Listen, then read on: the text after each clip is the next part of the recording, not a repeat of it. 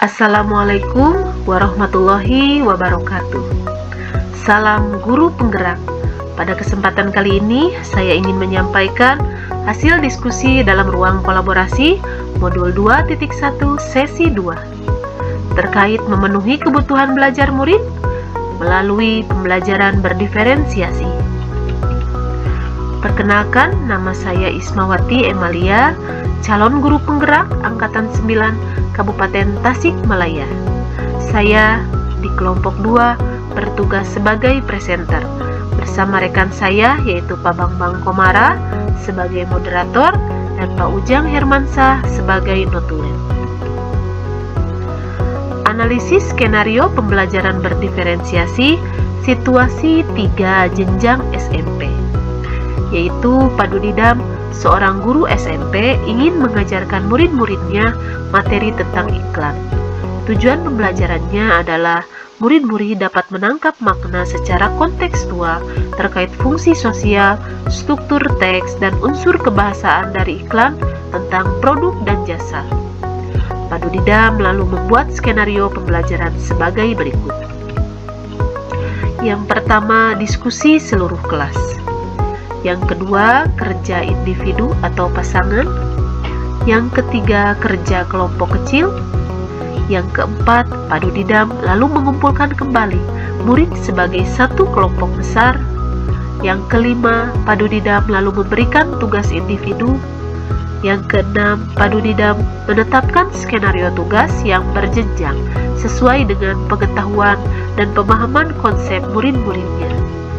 Yang ketujuh, Padudidam mendorong murid untuk memilih lokasi di kelas yang mendukung cara mereka belajar dengan baik. Selanjutnya, analisis pembelajaran berdiferensiasi berdasarkan 4 pertanyaan pemandu.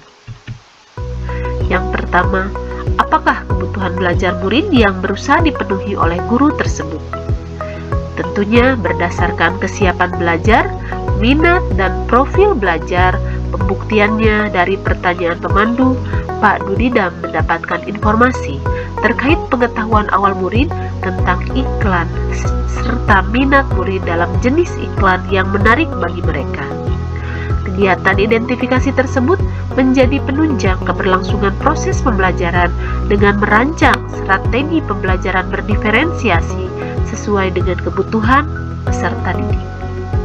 Yang kedua, berdasarkan kegiatan penugasan, Padudidam menetapkan skenario tugas yang berjenjang sesuai dengan pengetahuan dan pemahaman konsep murid-muridnya.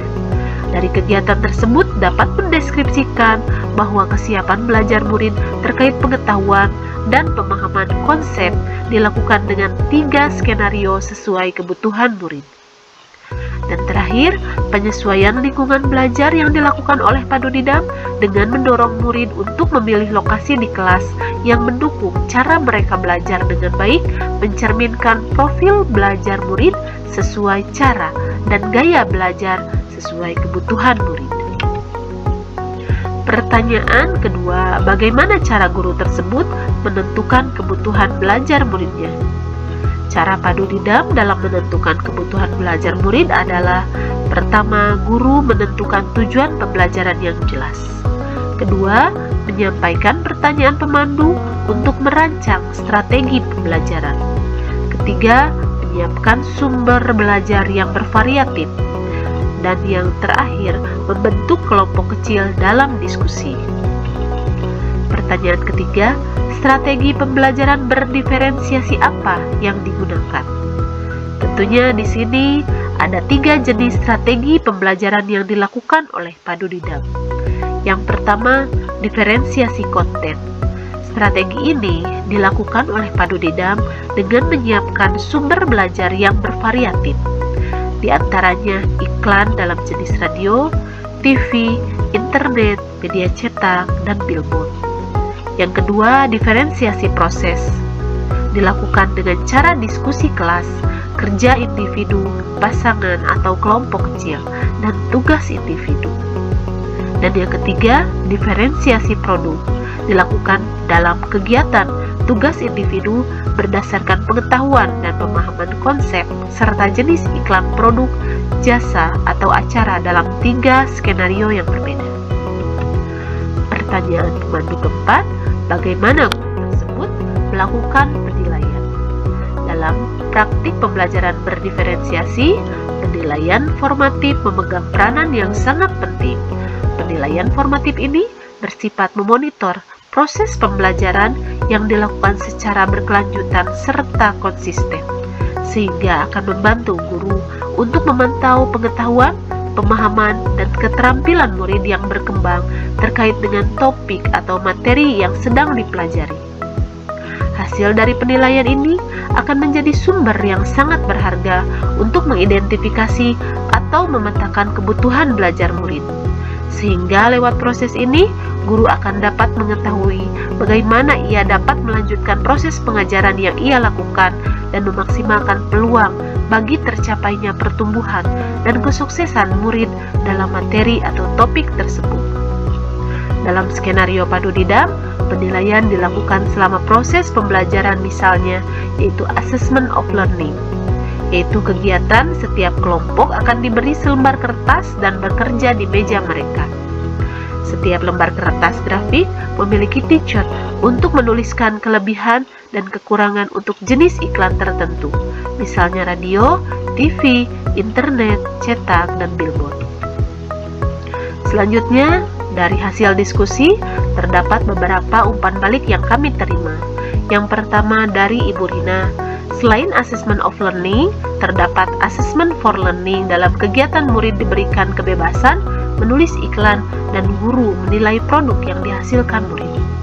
Kemudian Pak Riswandi juga menambahkan penilaian yang dilakukan oleh Padu Didam yaitu ada 3 jenis. Yang pertama, assessment for learning, Padu Didam melakukan penilaian pada saat diskusi kelompok bersama murid dalam sesi berbagi. Yang kedua, assessment as learning, Padu Didam mengarahkan murid untuk memberikan pendapat terhadap hasil dari kelompok lain. Dan yang ketiga, assessment of learning, Padu Didam menilai hasil iklan yang dibuat oleh murid berdasarkan skenario yang dipilih oleh murid dan kemampuannya. Kesimpulannya, secara umum pembelajaran yang dilakukan oleh Padu Didam sudah mengimplementasikan pembelajaran berdiferensiasi dengan ciri khas memvariasikan materi sesuai kebutuhan belajar murid, memvariasikan struktur, tingkat dukungan, dan tingkat kemandirian saat murid menyelesaikan tugas dan membuat produk hasil pembelajaran, memvariasikan kompleksitas atau tingkat kesulitan tugas untuk mengakomodasi murid dengan berbagai tingkat kesiapan murid di kelas, serta memvariasikan sifat produk hasil belajar agar murid dapat menyesuaikannya dengan minat atau gaya belajar mereka. Sekian yang dapat saya sampaikan. Mohon maaf bila banyak kekurangan. Billahi taufik wal hidayah. Wassalamualaikum warahmatullahi wabarakatuh. Salam.